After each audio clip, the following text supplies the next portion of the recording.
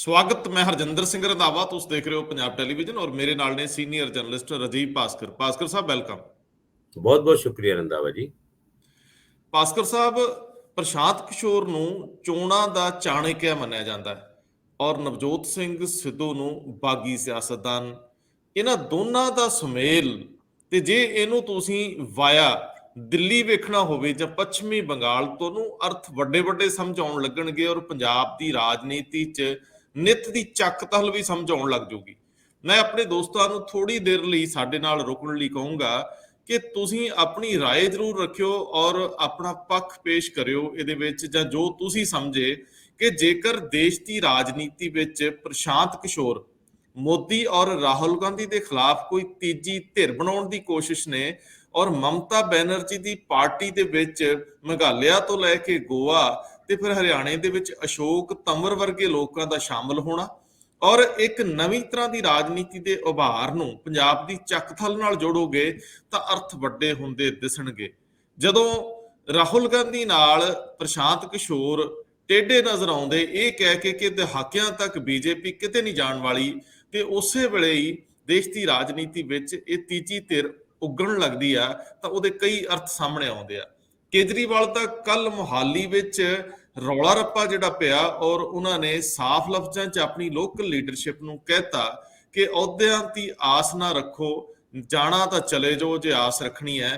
ਤਾਂ ਉਸ ਵੇਲੇ ਨਵਜੋਤ ਸਿੰਘ ਸਿੱਧੂ ਦਾ ਇੱਥੇ ਆਪਣੀ ਪਾਰਟੀ ਦੇ ਖਿਲਾਫ ਝੰਡਾ ਚੱਕ ਕੇ ਖੜੇ ਹੋਣਾ ਕਿਸ ਰਾਜਨੀਤੀ ਦਾ ਸੂਚਕ ਆ? ਇਹਨੂੰ ਜਰਾ ਡੀਕੋਡ ਕਰਦਿਆਂ, ਇਹਨੂੰ ਜਰਾ ਲੱਭਣ ਦਾ ਯਤਨ ਕਰਦਿਆਂ ਇੱਕ ਸਕ੍ਰਿਪਟ ਨਜ਼ਰ ਆਉਂਦੀ ਆ ਕਿ ਕੱਲ ਨੂੰ ਦੇਸ਼ ਦੀ ਰਾਜਨੀਤੀ 'ਚ ਜੋ ਵਾਪਰ ਰਿਹਾ, ਕਾਂਗਰਸ ਔਰ ਬੀਜੇਪੀ ਦੇ ਸਮਾਨਾਂਤਰ ਤੀਜਾ ਧੜਾ, ਉਹਦੀ ਅਗਵਾਈ ਪੰਜਾਬ 'ਚ ਸਿੱਧੂ ਕਰਦੇ ਨਜ਼ਰ ਆ ਸਕਦੇ ਆ।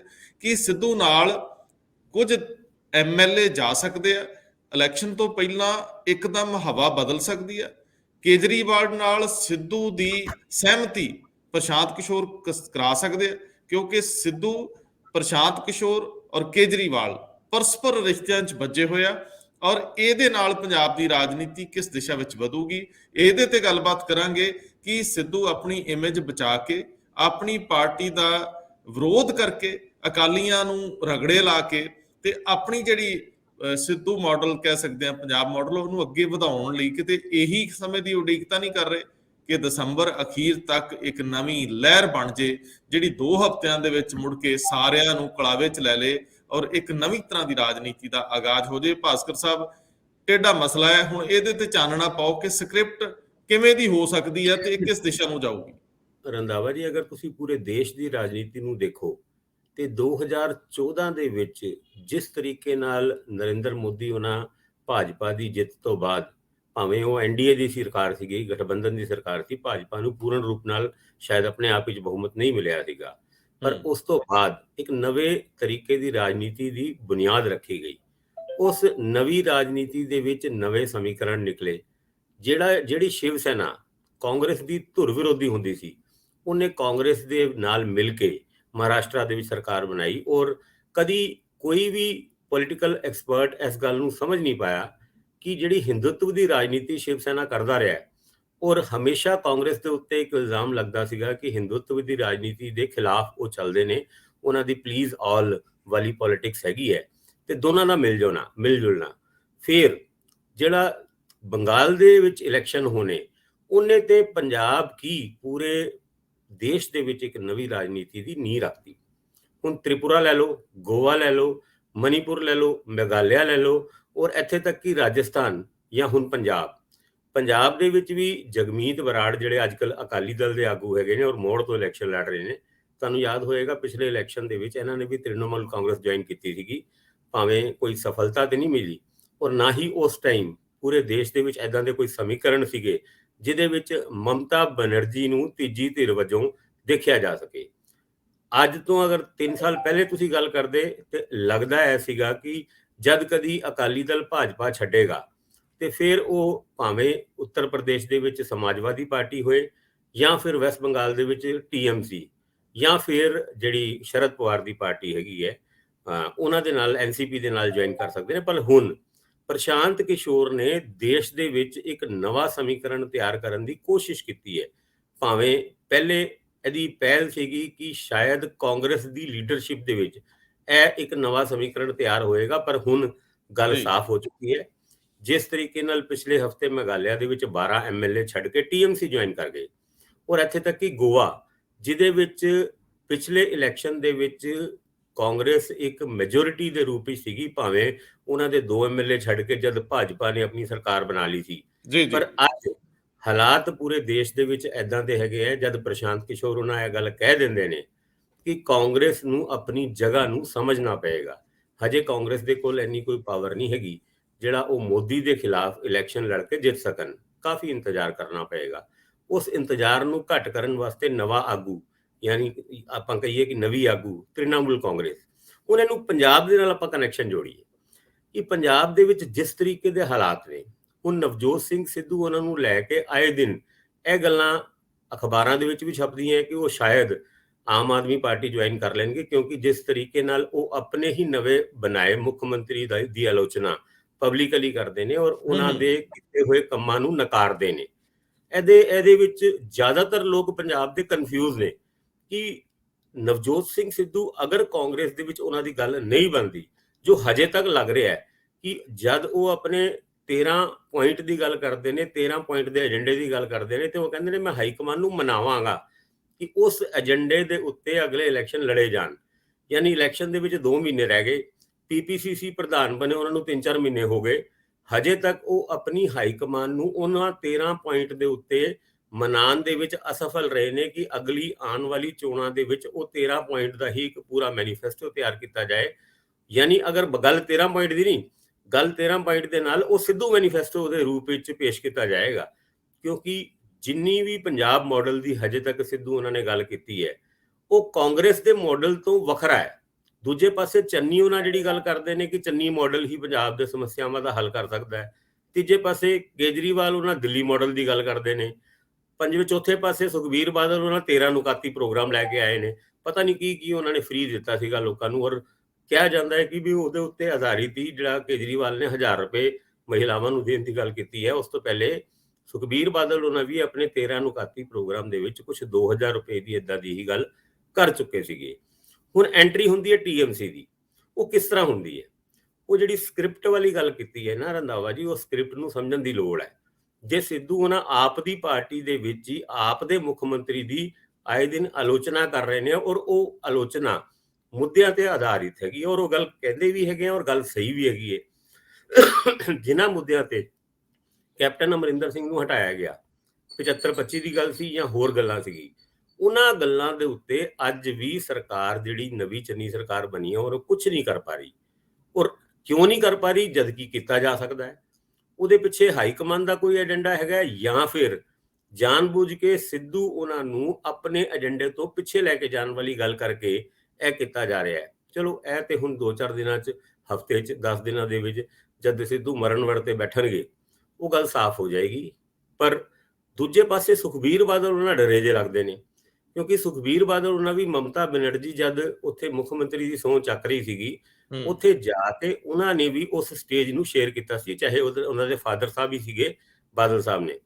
ਲੇਕਿਨ ਅੱਜ ਮਮਤਾ ਬੈਨਰਜੀ ਦੀ ਅਗਰ ਪੰਜਾਬ ਦੇ ਵਿੱਚ ਨੀਂਹ ਰੱਖੀ ਜਾਣੀ ਹੈ, ਤੇ ਅਗਰ ਸਿੱਧੂ ਉਹਨਾਂ ਕੁਝ ਐਮਐਲਏ ਨੂੰ ਲੈ ਕੇ, ਕੁਝ ਨਵੀਂ ਪਾਰਟੀਆਂ ਨੂੰ, ਨਵੇਂ ਪਾਰਟੀ ਦੇ ਲੀਡਰਸ਼ਿਪ ਨੂੰ ਲੈ ਕੇ ਜੇ ਮਮਤਾ ਬੈਨਰਜੀ ਨਾਲ ਮਿਲ ਜਾਂਦੇ ਨੇ ਤੇ ਇੱਕ ਨਵੀਂ ਰਾਜਨੀਤੀ ਦੀ, ਖਾਸ ਕਰਕੇ ਦੇਸ਼ ਦੀ ਰਾਜਨੀਤੀ ਦੀ, ਜੇ ਦੇਸ਼ ਦੀ ਰਾਜਨੀਤੀ ਨੂੰ ਪੰਜਾਬ ਦੀ ਰਾਜਨੀਤੀ ਦੇ ਨਾਲ ਲਿੰਕ ਕਰਨ ਵਾਲੀ ਗੱਲ ਹੋਏ ਤੇ ਏਦਾਂ ਹੋ ਸਕਦਾ ਹੈ। ਹੋ ਸਕਦਾ ਸਾਡੇ ਦਰਸ਼ਕ ਜਦ ਇਸ ਤਰ੍ਹਾਂ ਦੀ ਗੱਲਾਂ ਕਰਦੇ ਆ।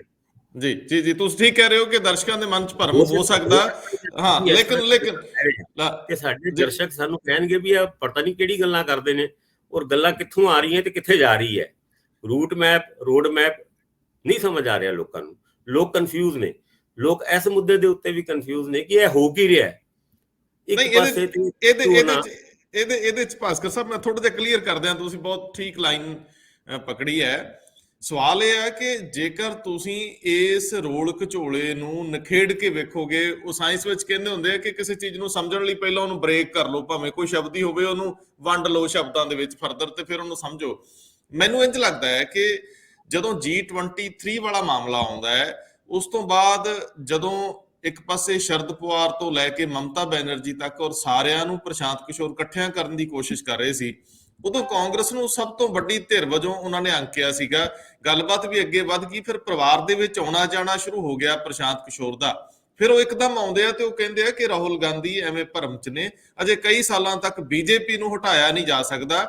ਔਰ ਉਹ ਮੋਦੀ ਨੂੰ ਨਹੀਂ ਕਹਿੰਦੇ, ਉਹ ਬੀਜੇਪੀ ਦੀ ਗੱਲ ਕਰਦੇ, ਮੋਦੀ ਬਦਲੇ ਜਾ ਸਕਦੇ, ਬੀਜੇਪੀ ਦਹਾਕਿਆਂ ਤੱਕ ਰਹੂਗੀ। ਉਹ ਕਹਿੰਦੇ ਰਾਹੁਲ ਗਾਂਧੀ ਗਲਤ ਸੋਚ ਰਹੇ ਆ, ਇਹ ਢਾਂਚਾਗਤ ਸਮੱਸਿਆਵਾਂ ਦਾ ਸ਼ਿਕਾਰ ਹੋਗੀ ਕਾਂਗਰਸ, ਇਹ ਕਹਿ ਕੇ ਉਹ ਆਪਣਾ ਮੂੰਹ ਮੋੜ ਲੈਂਦੇ ਆ ਪ੍ਰਸ਼ਾਂਤ ਕਿਸ਼ੋਰ। ਹੁਣ ਤੁਸੀਂ ਪ੍ਰਸ਼ਾਂਤ ਕਿਸ਼ੋਰ ਨੂੰ ਬਹੁਤ ਵੱਡਾ ਖਿਡਾਰੀ ਨਾਮ ਹੀ ਸਮਝੋ, ਲੇਕਿਨ ਜਿੱਥੇ ਜਿੱਥੇ ਉਹਨੇ ਆਪਣੀ ਕਾਮਯਾਬੀ ਦਿਖਾਈ ਆ, ਉੱਥੋਂ ਦੇ ਲੀਡਰ ਉਹਦੇ ਤੇ ਭਰੋਸਾ ਕਰਦੇ। ਕਦੇ ਜਿਹੜੇ ਬਿਹਾਰ ਦੇ ਹੁੰਦੇ ਸੀਗੇ ਨਤੀਸ਼ ਕੁਮਾਰ, ਉਹ ਵੀ ਬੜਾ ਭਰੋਸਾ ਕਰਦੇ। ਹਾਂ, ਸੋ ਸਭ ਤੋਂ ਅਹਿਮ ਸਵਾਲ ਸੀਗਾ ਕਿ ਸਿੱਧੂ ਦੀ ਆਏ ਦਿਨ ਦੀ ਲੜਾਈ, ਸਿੱਧੂ ਦਾ ਆਏ ਦਿਨ ਆਪਣੀ ਸਰਕਾਰ ਨੂੰ ਕਟਹਿਰੇ 'ਚ ਰੱਖ ਕੇ ਦੋਸ਼ ਲਾ ਕੇ ਉਹਨਾਂ ਤੇ ਆਪ ਸੁਰਖਰੂ ਹੋ ਕੇ ਬੈਠੇ ਰਹਿਣ ਦਾ ਸਾਫ਼ ਮਤਲਬ ਹੈ ਕਿ ਕਿਸੇ ਮੌਕੇ ਤੇ ਸਿੱਧੂ ਕੁਝ ਐਮਐਲਏਜ਼ ਨੂੰ ਨਾਲ ਲੈ ਕੇ, ਜਿਹੜੇ ਇਹ ਸਮਝਣਗੇ ਕਿ ਕਾਂਗਰਸ ਜਿੱਤ ਦੀ ਨਜ਼ਰ ਨਹੀਂ ਆਉਂਦੀ, ਜਦੋਂ ਇਹ ਸਾਫ਼ ਹੋ ਜਾਊਗਾ। ਅਜੇ ਤੱਕ ਕਾਂਗਰਸ ਦੇ ਵਿੱਚ ਰਹਿਣ ਦਾ ਐਮਐਲਏਜ਼ ਨੂੰ ਫਾਇਦਾ ਹੈ, ਲੇਕਿਨ ਜਦੋਂ ਉਹ ਐਮਐਲਏਜ਼ ਕੁਝ ਇਹ ਸਮਝਣਗੇ ਕਿ ਸਿੱਧੂ ਨਾਲ ਜਾਣ ਦਾ ਫਾਇਦਾ ਹੈ।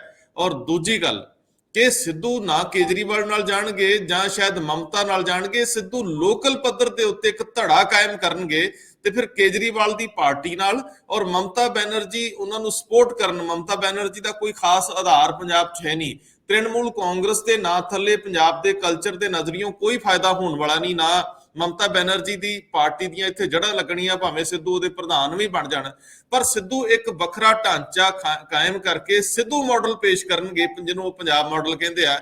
ਉਹਦੀ ਕੇਜਰੀਵਾਲ ਨਾਲ ਸੀਟਾਂ ਦੀ ਲੈਣ ਦੇਣ ਹੋ ਸਕਦੀ ਆ, ਔਰ ਜਿਹਦੇ ਸੂਤਰਧਾਰ ਪ੍ਰਸ਼ਾਂਤ ਕਿਸ਼ੋਰ ਹੋ ਕੇ ਸਿੱਧੂ ਨੂੰ ਉਹ ਚਿਹਰੇ ਵਜੋਂ ਪੇਸ਼ ਕਰ ਸਕਦੇ ਆ, ਜਿਹੜਾ ਗਾਂ ਇਸ ਰਣਨੀਤੀ ਤੇ ਹੋਊਗਾ ਕਿ ਕੇਜਰੀਵਾਲ ਨੂੰ ਵੱਡੀ ਸਿਆਸਤ ਵਿੱਚ ਪ੍ਰਮੋਟ ਕੀਤਾ ਜਾਊਗਾ।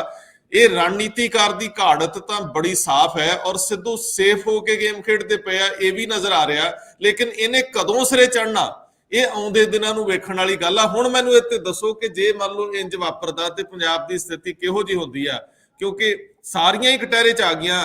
ਚੰਨੀ ਸਾਹਿਬ ਵੀ ਰਾਤਾਂ ਰੈਤਾਂ ਦੇ ਨਾਲ ਤੁਰਦੇ ਆ, ਫ੍ਰੀ ਬੀਚ ਨੂੰ ਤੁਸੀਂ ਕਹਿੰਦੇ ਹੋ। ਸੁਖਬੀਰ ਬਾਦਲ ਵੀ ਉੱਥੇ ਹੀ ਆਪਣੇ ਆਪ ਨੂੰ ਬਚਾਉਣ ਤੇ ਲੜਾਈ ਝਗੜੇ 'ਚ ਪਏ ਹੋਏ ਆ। ਔਰ ਰਹਿ ਗਈ ਤੀਜੀ ਧਿਰ ਆਮ ਆਦਮੀ ਪਾਰਟੀ, ਨਵਜੋਤ ਸਿੰਘ ਸਿੱਧੂ। ਔਰ ਦੇਸ਼ ਦੀ ਰਾਜਨੀਤੀ ਤੇ ਪੰਜਾਬ ਦੀ ਰਾਜਨੀਤੀ ਦਾ ਮਲਗੋਬਾ ਜਿਹਾ ਕਰਨ ਤੋਂ ਬਾਅਦ ਇਹ ਇੱਕ ਨਵਾਂ ਬਦਲ ਬਣਦਾ, ਜਿਹਦੇ ਵਿੱਚ ਕਿਸਾਨ ਜਥੇਬੰਦੀ ਜਿਹੜੀ ਨਵੀਂ ਹੋਂਦ ਚਾਹੂਗੀ ਜਾਂ ਸਾਂਝੇ ਤੌਰ ਤੇ ਇਲੈਕਸ਼ਨ ਲੜਨ ਦਾ ਐਲਾਨ ਕਰੂਗੀ, ਉਹਦੇ ਨਾਲ ਵੀ ਸਮਝੌਤਾ ਹੋ ਸਕਦਾ। ਮੇਰਾ ਖਿਆਲ ਆ ਇਹਦੇ ਉੱਤੇ ਸ਼ਾਇਦ ਅੱਗੇ ਜਾ ਕੇ ਕੰਮ ਹੋਵੇ, ਕਿਉਂਕਿ ਜਦੋਂ ਰਾਜੇਵਾਲ ਸਮੇਤ ਬਾਕੀ ਧੜੇ ਜੇ ਵੰਡ ਹੋ ਗਏ, ਜੇ ਲੜ ਪਏ ਅੱਗੇ ਜਾ ਕੇ, ਜੇ ਵੱਡਾ ਕੌਣ ਛੋਟਾ ਕੌਣ ਉਹਦੀ ਲੜਾਈ ਹੁੰਦੀ ਹੈ, ਤੇ ਉਹਦੇ ਵਿੱਚ ਵੀ ਧਿਰਾਂ ਬਣ ਗਈਆਂ, ਧਿਰਾਂ ਕਿਤੇ ਨਾ ਕਿਤੇ ਜਾ ਕੇ ਜੁੜਨਗੀਆਂ। ਕੀ ਕਹਿੰਦੇ ਹੋ? ਗੱਲ ਤੇ ਰੰਧਾਵਾ ਜੀ ਤੁਸੀਂ ਠੀਕ ਕਹਿ ਰਹੇ ਹੋ, ਪਰ ਮੈਨੂੰ ਇਹ ਲੱਗਦਾ ਤੁਸੀਂ ਇੱਕ ਹੋਰ ਪਾਰਟੀ ਦੀ ਜਨਮ ਲੈਣ ਦੀ ਜਿਹੜੀ ਸੰਭਾਵਨਾ ਬਣਾਈ ਹੈ, ਉਹ ਪਹਿਲੇ ਹੀ ਪੰਜਾਬ ਬਹੁਤ ਦੇਖ ਚੁੱਕੇ ਆ। ਹੁਣ ਆਪਣੇ ਕੈਪਟਨ ਅਮਰਿੰਦਰ ਸਿੰਘ ਉਹਨਾਂ ਵੀ ਇੱਕ ਨਵੀਂ ਪਾਰਟੀ ਬਣਾ ਰਹੇ ਨੇ। ਉਸ ਪਾਰਟੀ ਦਾ ਕੀ ਬਣਦਾ ਕੀ ਨਹੀਂ ਬਣਦਾ ਇਹ ਤੇ ਖੈਰ ਇਲੈਕਸ਼ਨ ਹੀ ਪਤਾ ਲੱਗੇਗਾ, ਪਰ ਤੁਸੀਂ ਉਸ ਪਾਰਟੀ ਦੀ ਹਜੇ ਜਨਮ ਨਹੀਂ ਲਿੱਤਾ, ਹਜੇ ਕਨਸੀਵ ਹੀ ਕੀਤਾ ਹੈ। ਤੇ ਦੂਜੇ ਪਾਸੇ ਤੁਸੀਂ ਇੱਕ ਹੋਰ ਪਾਰਟੀ ਦੀ ਨੀਂਹ ਰੱਖਣ ਦੀ ਕੋਸ਼ਿਸ਼ ਕਰ ਰਹੇ ਹੋ। ਲੋਕਾਂ ਨੂੰ ਕਨਫਿਊਜ਼ ਨਾ ਕਰੋ, ਲੋਕੀ ਬਹੁਤ ਕਨਫਿਊਜ਼ ਹੋ ਜਾਣਗੇ। ਪਰ ਜਿਹੜੀ ਗੱਲ ਤੁਸੀਂ ਕਹਿ ਰਹੇ ਹੋ ਉਹ ਬਿਲਕੁਲ ਸਹੀ ਕਹਿ ਰਹੇ ਹੋ।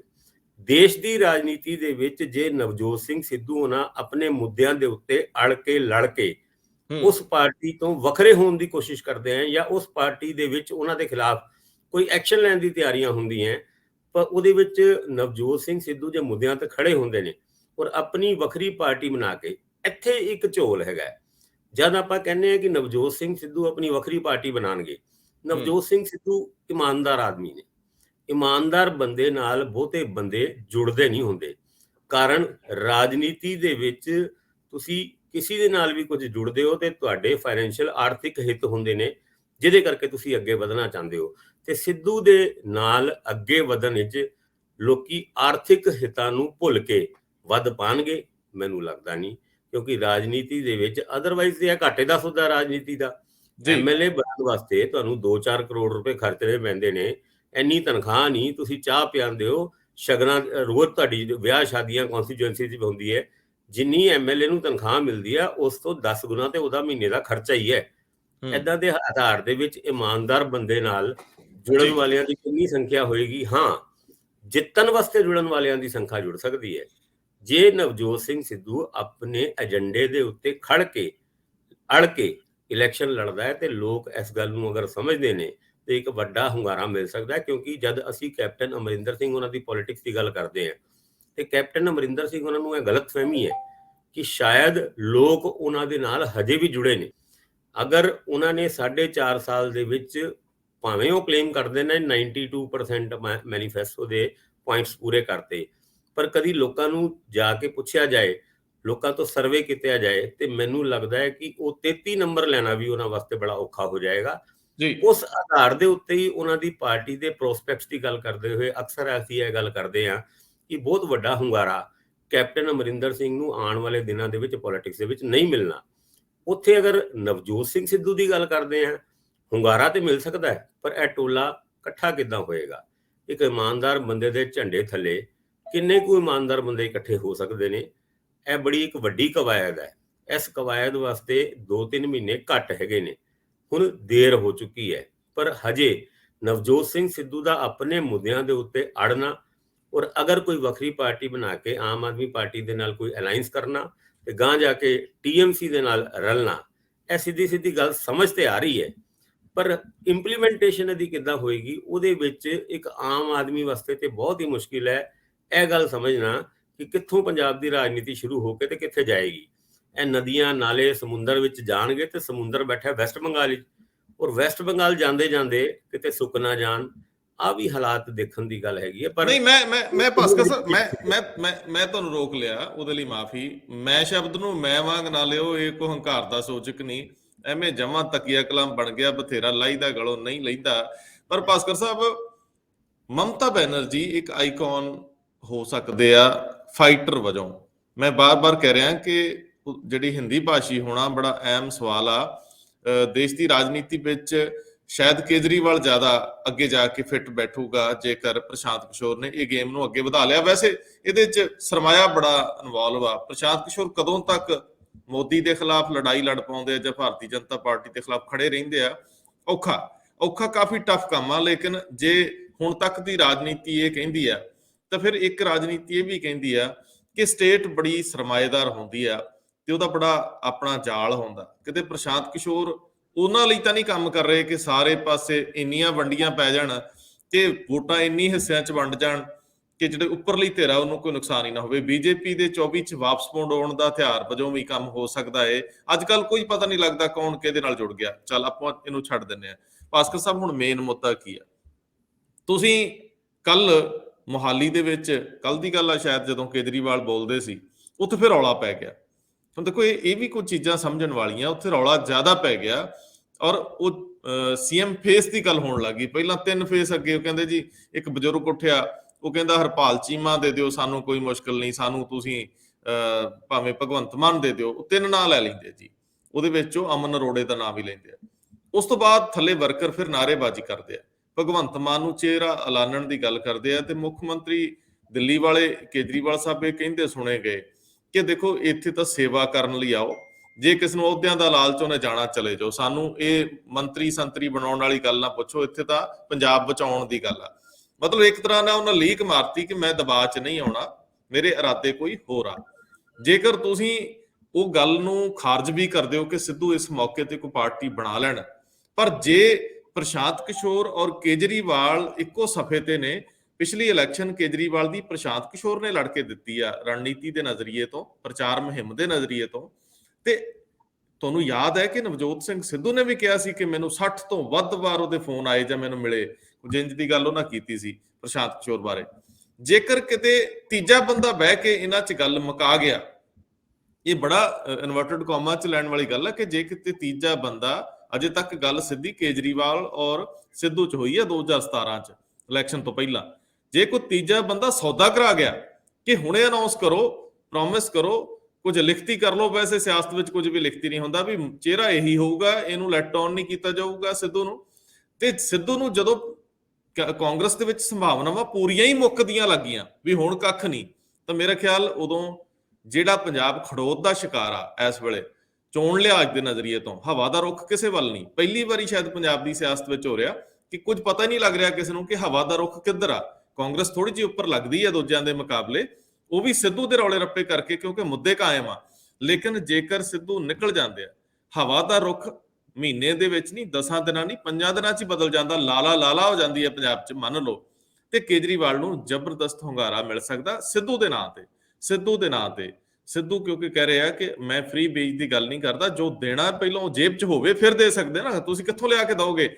ਗੱਲ ਬਹੁਤ ਕਲੀਅਰ ਆ ਕਿ ਜੇ ਇੰਜ ਵਾਪਰ ਜਾਂਦਾ ਆਉਂਦੇ ਮਹੀਨੇ ਦੇ ਅੰਦਰ ਦਸੰਬਰ ਖਤਮ ਹੋਣ ਤੋਂ ਪਹਿਲਾਂ ਪੰਜਾਬ ਦੀ ਰਾਜਨੀਤੀ ਜਮਾ ਉਲਟ ਫੇਰ ਵਾਲੇ ਪਾਸੇ ਚਲੇ ਜਾਊਗੀ। ਭਾਸਕਰ ਸਾਹਿਬ, ਮੇਰਾ ਖਿਆਲ ਆ ਕਿ ਜੋ ਵਾਪਰ ਰਿਹਾ, ਕਹਿੰਦੇ ਅਜੀਤ ਦੇ ਇੱਕ ਜਰਨਲਿਸਟ ਨੇ ਪੁੱਛਿਆ, ਅਜੀਤ ਅਖਬਾਰ, ਵੱਡੀ ਅਖਬਾਰਾਂ ਦੇ ਜਰਨਲਿਸਟ ਨੇ ਪੁੱਛਿਆ ਕਿ ਤੁਸੀਂ ਚਿਹਰਾ ਕਿਉਂ ਨਹੀਂ ਅਨਾਉਂਸ ਕਰਦੇ, ਤੁਸੀਂ ਸਿੱਧੂ ਦੀ ਤੁਸੀਂ ਵਿਰੋਧਤਾ ਕਿਉਂ ਨਹੀਂ ਕਰਦੇ, ਸਿੱਧੂ ਦੀ ਤੁਸੀਂ ਸਿਫਤ ਕਿਉਂ ਕਰਦੇ ਹੋ, ਤੁਸੀਂ ਸਿੱਧੂ ਨੂੰ ਬਚਾ ਕੇ ਕਿਉਂ ਰੱਖਦੇ ਹੋ। ਤੇ ਉਹ ਸਾਰੀਆਂ ਗੱਲਾਂ 'ਚ ਕੇਜਰੀਵਾਲ ਦੀ ਮੁਸਕਰਾਹਟ ਦੇ ਬੜੇ ਅਰਥ ਆ। ਜਾ ਕੇ ਕਿਸੇ ਨਾ ਕਿਸੇ ਚੈਨਲ ਤੇ ਦੇਖ ਲਿਓ, ਮੁਸਕਰਾਹਟ ਦੇ ਬੜੇ ਅਰਥ ਆ। ਉਹ ਮੁਸਕਰਾਉਣਾ ਵੀ ਕਿਆ ਮੁਸਕਰਾਉਣਾ ਹੈ। ਕੀ ਕਹਿੰਦੇ ਹੋ ਭਾਸਕਰ ਸਾਹਿਬ? ਬਿਲਕੁਲ ਤੁਸੀਂ ਠੀਕ ਗੱਲ ਕਹਿ ਰਹੇ ਹੋ। ਜਿਹੜੀ ਤੁਸੀਂ ਕੱਲ ਦੀ ਗੱਲ ਕੀਤੀ, ਜਦ ਕੇਜਰੀਵਾਲ ਉਹਨਾਂ ਮੋਹਾਲੀ ਦੇ ਵਿੱਚ ਭਾਸ਼ਣ ਦੇ ਰਹੇ ਸੀਗੇ, ਤੇ ਥੱਲੇ ਦੀ ਸਟੇਜ ਦਾ ਤਾਂ ਤੁਸੀਂ ਸੀਨ ਦੱਸਤਾ ਕਿ ਵੀ ਕੋਈ ਹਰਪਾਲ ਚੀਮੇ ਦਾ ਨਾਂ ਲੈਂਦਾ ਸੀ, ਕੋਈ ਅਮਨ ਅਰੋੜੇ ਦਾ, ਤੇ ਕੋਈ ਭਗਵੰਤ ਮਾਨ ਦਾ। ਉੱਤੇ ਦਾ ਸੀਨ ਤੁਸੀਂ ਨਹੀਂ ਐਕਸਪਲੇਨ ਕੀਤਾ। ਕੇਜਰੀਵਾਲ ਉਹਨਾਂ ਗੁੱਸੇ 'ਚ ਨਜ਼ਰ ਆ ਰਹੇ ਸੀਗੇ, ਇਰੀਟੇਟ ਹੋ ਰਹੇ ਸੀਗੇ। ਉਹਨਾਂ ਨੇ ਆਪਣੀ ਸਪੀਚ ਨੂੰ 2-4 ਮਿੰਟ ਵਾਸਤੇ ਰੋਕਿਆ ਵੀ ਸੀਗਾ। ਵਿੱਚ ਭਗਵੰਤ ਮਾਨ ਉਹਨਾਂ ਆ ਕੇ ਆ ਗੱਲ ਕਹਿੰਦੇ ਨੇ ਕਿ ਭਗਵੰਤ ਮਾਨ ਨੇ ਇਹ ਗੱਲ ਕਹੀ ਕਿ ਵੀ ਕੁਝ ਕਹਿਣਾ ਚਾਹੁੰਦੇ ਨੇ, ਬੜੀ ਇੰਪੋਰਟੈਂਟ ਅਨਾਉਂਸਮੈਂਟ ਕਰਨਾ ਚਾਹੁੰਦੇ ਨੇ, ਕਰਨ ਦਿਓ। ਉਹਨਾਂ ਨੂੰ ਲੱਗਾ ਸੀ ਵੀ ਇੰਪੋਰਟੈਂਟ ਅਨਾਉਂਸਮੈਂਟ ਸ਼ਾਇਦ ਮੇਰਾ ਹੀ ਨਾਂ ਕੋਈ ਕਰ ਦੇਣਗੇ। ਪਰ ਉਹ ਜਿਹੜਾ ਭਾਸ਼ਣ ਜਿਹੜਾ ਕਦੀ ਦਿੱਲੀ 'ਚ ਦਿੱਤਾ ਸੀ ਉਹਨਾਂ ਨੇ, ਕਿ ਪਾਰਟੀ ਦੇ ਵਿੱਚ ਕੋਈ ਪਦ ਲੈਣ ਦੀ ਗੱਲ ਨਾ ਕਰੇ, ਜੇ ਪਾਰਟੀ ਦੇ ਵਿੱਚ ਕੋਈ ਪਦ ਦੀ ਗੱਲ ਕਰਦਾ ਹੈ ਤੇ ਫਿਰ ਪ੍ਰੋਬਲਮ ਆਏਗੀ। ਲੇਕਿਨ ਕੱਲ ਫੇਰ ਉਹ ਸੀਨ ਕ੍ਰੀਏਟ ਹੋਇਆ, ਔਰ ਜਿਸ ਤਰੀਕੇ ਨਾਲ ਆਮ ਆਦਮੀ ਪਾਰਟੀ ਨੂੰ ਆਪਣੇ ਸੀਐਮ ਦੇ ਚਿਹਰੇ ਨੂੰ ਅੱਗੇ ਲਿਜਾਣ ਵਾਸਤੇ ਦਿੱਕਤ ਆ ਰਹੀ ਹੈ, ਉਸ ਗੱਲ ਦਾ ਵੀ ਸਾਫ਼ ਅਹਿਸਾਸ ਹੋਇਆ। ਔਰ ਜਦ ਕੇਜਰੀਵਾਲ ਉਹਨਾਂ ਆਪਣੇ ਭਾਸ਼ਣਾਂ ਦੇ ਵਿੱਚ ਸਿੱਧੂ ਦਾ ਜ਼ਿਕਰ ਕਰਦੇ ਨੇ, ਤੇ ਉਹ ਇੱਕ ਗੱਲ ਪਿਛਲੀ ਵਾਰ ਕਹਿ ਕੇ ਗਏ ਸੀਗੇ ਕਿ ਨਵਜੋਤ ਸਿੰਘ ਸਿੱਧੂ ਉਹਨਾਂ ਨੂੰ ਪਾਰਟੀ ਦਬਾਉਣ ਦੀ ਕੋਸ਼ਿਸ਼ ਕਰ ਰਹੀ ਹੈ। ਮੁੱਦੇ ਤੋਂ ਅੱਛੇ ਉਠਾ ਰਹੇ ਹੈ ਉਹ, ਔਰ ਆਪਣੀ ਪਾਰਟੀ ਦੇ ਨਾ ਕੀਤੇ ਹੋਏ ਕੰਮਾਂ ਨੂੰ ਉਸੇ ਸਟੇਜ ਤੋਂ ਅਗਰ ਉਜਾਗਰ ਕਰਦੇ ਨੇ, ਭਾਵੇਂ ਅਸੀਂ ਪੋਲੀਟੀਕਲ ਤੌਰ ਤੇ ਦੇਖੀਏ ਤੇ ਆਮ ਆਦਮੀ ਪਾਰਟੀ ਨੂੰ ਇਸ ਗੱਲ ਦਾ ਫਾਇਦਾ ਤੇ ਹੁੰਦਾ ਹੈ, ਪਰ ਕੇਜਰੀਵਾਲ ਉਹਨਾਂ ਦਾ ਸਿੱਧੂ ਨੂੰ ਸਿੱਧੂ ਸਾਹਿਬ ਕਹਿਣਾ, ਔਰ ਸਿੱਧੂ ਉਹਨਾਂ ਦਾ ਵੀ ਸਿਆਸੀ ਸਟੇਜਾਂ ਤੋਂ ਕੇਜਰੀਵਾਲ ਨੂੰ ਕੇਜਰੀਵਾਲ ਸਾਹਿਬ ਕਹਿਣਾ, ਉਹ ਕਿਸੇ ਨਾ ਕਿਸੇ ਜਗ੍ਹਾ ਮੈਨੂੰ ਇਹ ਲੱਗਦਾ ਵੀ ਜਿਹੜੀ ਸਾਹਿਬ ਵਾਲੀ ਰਾਜਨੀਤੀ ਹੈ ਨਾ, ਇਹ ਅੰਦਰ ਖਾਤੇ ਕਿਤੇ ਖਿਚੜੀ ਪੱਕ ਨਾ ਰਹੀ ਹੋਏ। ਔਰ ਜੇ ਕਿਤੇ ਇਹ ਖਿਚੜੀ ਤਿਆਰ ਹੋ ਗਈ, ਜੇ ਕੋਈ ਡਿਸ਼ ਬਣ ਗਈ, ਤੇ ਪੰਜਾਬ ਦੇ ਲੋਕ ਏਦਾਂ ਦੀ ਡਿਸ਼ ਨੂੰ ਪੈਣਗੇ ਵੀ ਪੱਕਾ। ਔਰ ਇਹ ਜਿਹੜੇ ਸਮੀਕਰਨ ਹੈਗੇ ਨੇ, ਇਹ ਵਾਕਈ ਬੜੇ ਕਾਮਯਾਬ ਸਿੱਧ ਹੋ ਸਕਦੇ ਨੇ। ਦੇਖੋ ਭਾਸਕਰ ਸਾਹਿਬ, ਮੈਂ ਫੇਰ ਕਹਿ ਦਿਆਂ ਵੀ ਦਿੱਲੀ 'ਚ ਨੇ ਪਰਿਵਾਰਕ ਇੱਕ ਸ਼ਾਦੀ ਦਾ ਫੰਕਸ਼ਨ ਹੈ, ਥੋੜੀ ਬਹੁਤੀ ਡਿਸਟਰਬੈਂਸ ਆਵੇ ਮਿੱਤਰੋ, ਉਹਨੂੰ ਜਰਾ, ਮੈਂ ਮਿੱਤਰੋ ਸ਼ਬਦ ਕਿਤੇ ਦਿੱਲੀ ਵਾਲਾ ਤਾਂ ਨਹੀਂ ਵਰਤਦਾ, ਚਲੋ ਛੱਡ ਦਿੰਦੇ ਆ, ਉਹਨੂੰ ਇਗਨੋਰ ਕਰ ਦਿਆ ਕਰੋ। ਤੇ ਸਾਡੀਆਂ ਆਪਣੇ ਤਰ੍ਹਾਂ ਦੀਆਂ ਸਮੱਸਿਆਵਾਂ ਕਿਸੇ ਵੇਲੇ ਹੋ ਜਾਂਦੀਆਂ ਟੈਕਨੀਕਲੀ, ਉਹਨਾਂ ਨੂੰ ਬਰਦਾਸ਼ਤ ਕਰਦੇ ਹੋ। ਤੁਹਾਡਾ ਬਹੁਤ ਧੰਨਵਾਦ। ਤੇ ਤੁਸੀਂ ਲਓ ਭਾਸਕਰ ਸਾਹਿਬ ਸ਼ਾਦੀ ਦਾ ਆਨੰਦ। ਮਿਹਰਬਾਨੀ। ਧੰਨਵਾਦ ਜੀ।